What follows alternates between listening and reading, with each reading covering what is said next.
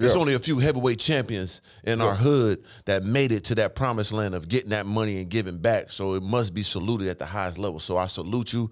I'm happy for you. I'm proud of you. I want to see nothing but greatness from you like I've been seeing. You understand me?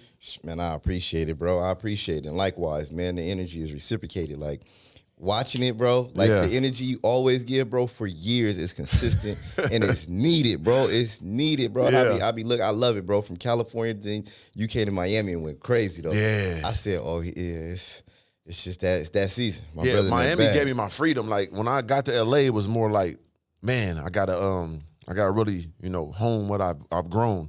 Because it was a dollar and a dream, and then it happened, right? Yep. Within a year, I became a millionaire, and now I'm like, hold on, I'm in LA now.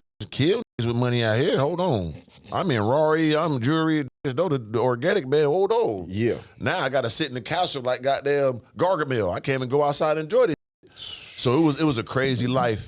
But once I came to Miami, I feel free again, bro. Bro, that's crazy that you say that because a lot of people think that, like, yo, they'll see it and think that, man, once I make the money, like, everything is good. And it's like, nah, it ain't. It's not, especially if you do it online. Every week we have fun. It's like, nah, it's a lot that come with this. No question. It's a lot that come with it. You know what I'm saying? Yeah. But, yes, sir. And we're going to take the good, more than the bad, but it's like, especially from our communities, ain't too many people we seen come up and grew the money and, tell us what to do with the money. Yep. It's always a risk to grow it because this guy, he just a first generation, get some money. He got a business. Let me invest in that. I don't know what he don't know what he's doing really. He about money. I'm liable to kill this fool. So it's like, damn. And they want to hide. Because we've been trained that when you get money, you go away because why? Because people gonna do something to you. Exactly what you said. Like, yo, man, I did in LA. It's like, yo, this is dangerous. They'll kill you. Yeah. And 100%. So what happens is that then we pretty much are cancerous to our own selves, not realizing that the one thing that can help us grow is your success and your experiences to be able to teach and show us how you did it. Right. And since you don't, guess what happened? Now that you're afraid to share it because of us, right, you can't come back and reverse engineer the things that we're going through. Right. That's and we don't see that. Yeah. Like, yo, I'm not coming out. I don't want to tell y'all I'm successful. Right. I don't want to tell you I'm successful. I made $1 million doing cameras as a videographer because now you know I got $1 million. Mm-hmm. Now I can inspire the youth to want to be videographers and become millionaires as well. The only people they think can show them how to become a millionaire is a nigga that's selling drugs and robbing. Facts. And that's crazy because that same scenario, because once again, these little niggas in the hood, they're not dumb. So they know these cameras make money, right? Mm-hmm. So what happens now? They rob the cameraman. They know that camera costs $10,000. Know that lens. They do they some smart motherfuckers how to steal shit now. That lens call that. We got that Nikon. Ooh, they'll rob the cameraman. And not realize the cameraman got an occupation that helped him pay for it and afford it. Right. That you can learn the skill set. And you don't got to take life chances. I mean, penitentiary chances. To get in here. That's one of the that is like shit is heartbreaking to see. Yeah. And for all of us to go through it, because everybody that reaches a certain level, you get to a point where it goes like, damn, it's almost dangerous for me to let y'all know. Like we gotta start putting the jewelry up and not wearing it as it's like, I just don't want the smoke. Yeah. I don't want the smoke, guy. I mean, I found peace. Like you say, I'm free here. You find so much peace, you be like, you know what? Now I got enough money, I can sit in my crib. Man, fuck all that jewelry. Right. I enjoy it, but for the sake of my peace, I will not wear it. Because I dreamt of this. We come, how old are you? 36. Okay, so we grew up watching the D-Boys come through in that car with that jewelry on them outfits. Oh, I couldn't wait to throw this mother on, you hear me? Bro. And when I got it on, I feel like my life in danger all the time from my own people. I was inspired. Yep. Most people aren't. They're envious and they want to get it the fast way when we did it the hard and slow way. You know what I'm saying? No homo sapiens. So it's like, damn, this is what I dreamt of and my dream become my nightmare because I came successful. It's different, bro. Dream become a nightmare, bro. Meek Mill is the one that inspired me the most, bro, with them jets and when he was jumping on jets and taking his whole team. That was the first person I really seen do it like that. That looked like me and I felt like I related to. And that inspired me to know that I can do it, bro. And it's like exactly what you said. It's like for me to be able to see somebody do that. Yeah. It's like why I do what I do. And it's like, you know what? People won't see the danger in it, but I see the positive side of it, of like inspiring people and letting somebody's gonna see and be like, you know what, this is what I can do. Yeah, for sure. So speaking of the jet, like you was one of the first black entrepreneurs I seen purchase a jet. Yeah. Like how did your mindset go to that? I know you saw Meek Mill, they did it, but it was like, okay, I'm gonna do this too. Let me inspire my people like I've been inspired. it was a thing where, bro, it's all on education and exposure. I started off jumping on a jet. The first jet I jumped on, I had what was it then? It was a membership for private jets, right? And they would let me get on the empty legs for $300-400. It was $7,500 for the membership. Yeah. But you can get on any empty leg. So I get my little Delta companion pass. Yeah. I'm gonna fly to North Carolina, jump on a jet, and fly down to Florida. Yeah. Free flight, jump on get in Florida. We might land in Fort Lauderdale. I go right to the airport, get my companion pass, catch a free commercial flight, and go back home. I wanted to see the experience of what it felt like to get on that jet. Yes, sir. Bro, I seen it, and I seen how that travel was. Food that they brung on, being like, yo, you want alcohol? Boom. And I'm sitting there like, yo, this is different. I've never experienced nothing like this. After that, I continued playing around. Then I started figuring out how to book because people wanted the experience too. So I started booking my own jets. So now I'm booking and chartering my own jets. What happened is now I'm exposed to the industry. Yeah. Now I'm exposed to how to make money, and it's a part of my brand. I ended up doing the deal. I said, you know what? I'm going to buy one. I'm like, I need to save money on taxes. My taxes is coming up. I got to spend money. I'm like, yo, what happened if I just buy a jet? Because somebody told me, like, yo, just put $100,000 on your travel. Go spend $100,000 on pre-planned travel and go buy travel certificates and things like that. So for next year, you can surround for taxes. I said, man, I fly on a jet. Yeah. So how much is it going to cost me to buy a jet? They start calling. Boom, boom, boom, boom, boom. They're like, okay, we got a jet right here. Boom. It's $2.3 million. $2.3 million. My man like, yeah, I'm going to sell it. He said this. I'm listening now. Send the money to my account as the broker, and I'm going to broker the deal for the jet. Send it to me, and then my company, how my company is raked, and we're trying to exit and go. We're trying to exit. So the amount of money I come in, I'm not based off my net revenue. I'm based off of my gross revenue, what they look at. So send the money to me, and I'm going to buy it. Yeah. And I said, if I can sell a car for $100,000, and he makes 10,000-15,000. Yeah. If you sell me the jet, you finna get a bag. Yeah. Then you gonna hold my brand out and say that I did this and that I did the deal. You know he gonna do that. And if I charter my jet, I got one. It can only hold so many people. Your value finna go crazy. Yeah. Let's just work this deal because now it makes sense. Now I'm like, I can win two ways now. Right. That solidified, when he was telling me how the transaction needed to happen, solidified, like, I'm buying a jet. Because not only am I buying a jet for tax purposes and things like that, but I'm buying it for ownership in this company. Now I have ownership in this company. So now when I brand and say they the ones who charter my jet, we set up Barney Aviation where people can book jets. So now people are constantly booking jets. I'm making $20,000-$30,000 a month over here on the jet broker side. Meanwhile, my jet might lose me $30 in a month. Of course. It might make me $90 in a month. Yep. But any given time, you don't know what you finna get. Right. Man, I went...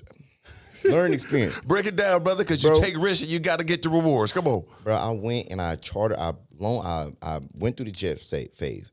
I did not realize. I'm just going through. They brokering, handling everything. We got the management team. So I'm just like, cool.